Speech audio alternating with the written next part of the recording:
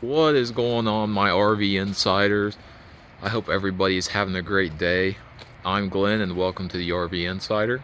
Today we're going to be doing a walk around of this 2025 Wildwood FSX 174BHLE.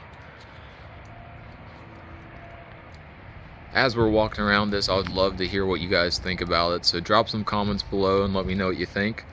And if you're interested in an RV like this or any other one on the channel, I'll leave my contact information below along with technical specs and pricing. The FSX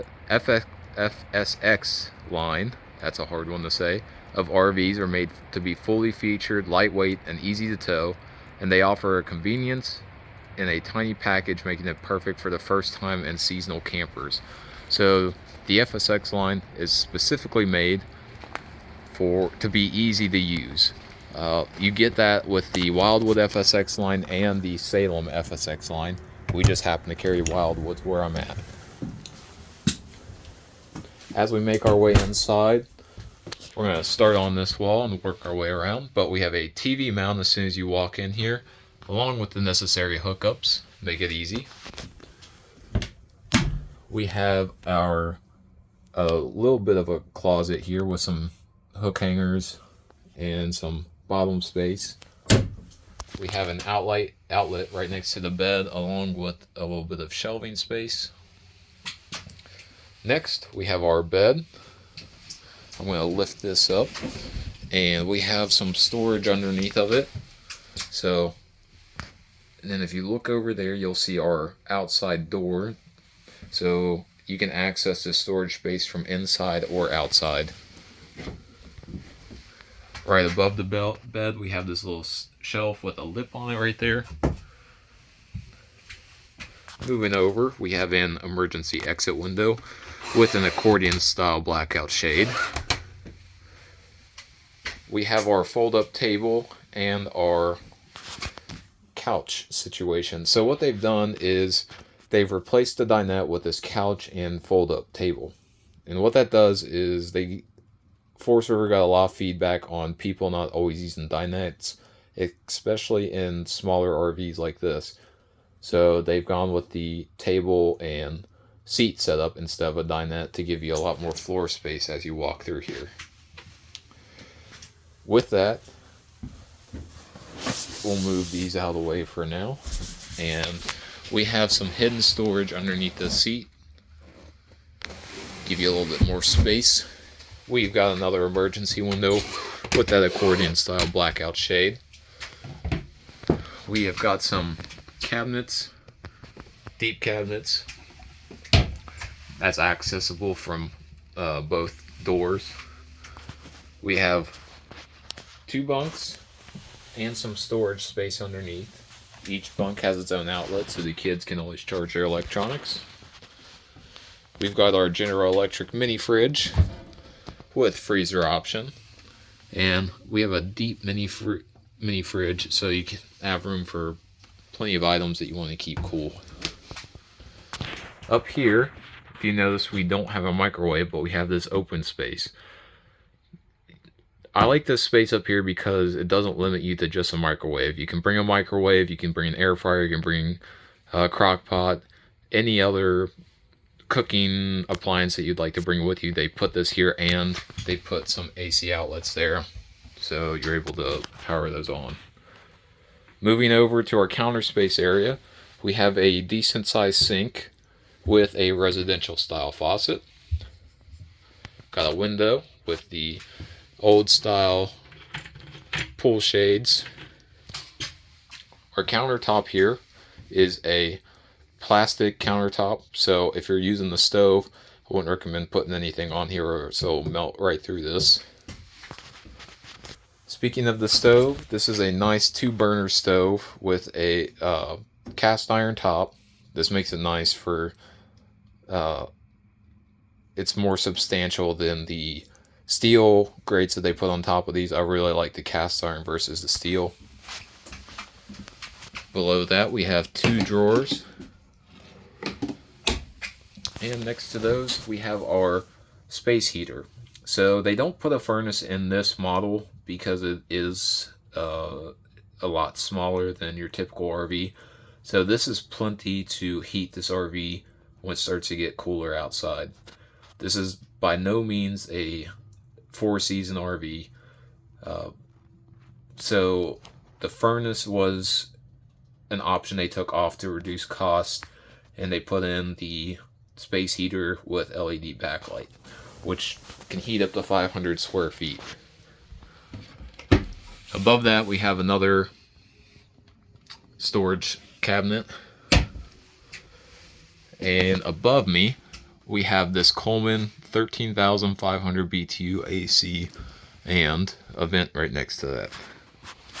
Now let's take a look in the bathroom. We have this toilet. This is a plastic toilet. It is not a porcelain one. But one thing they do give you is they give you plenty of space if you're using the toilet.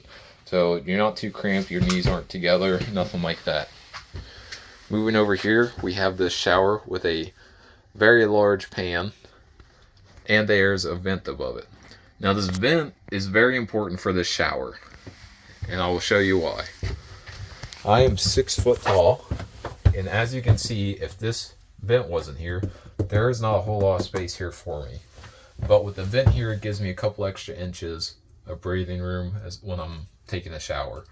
And you can always vent out the humid air as you're taking a shower or afterwards. So if you're over 6 feet, this might be a little bit of an issue for you. And I would probably suggest another RV, but if you're under 6 foot or don't use the shower that often, not that big a deal. Let's quickly take a look in here before we make our way outside.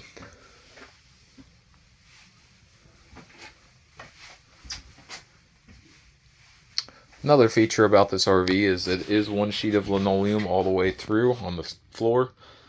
And so there's no cutout pieces or anything like that. It is one sheet. And we have our control panel right here next to the door. Water pump, water heater, our lights, our battery, our tank,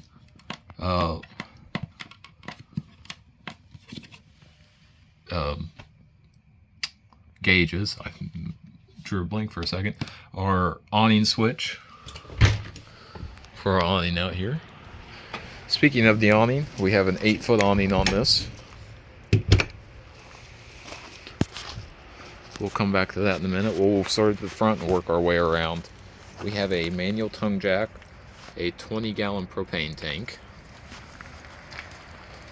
We have a solar input, so if you bring a panel with you, you can hook it up there to help keep your electronics charged up.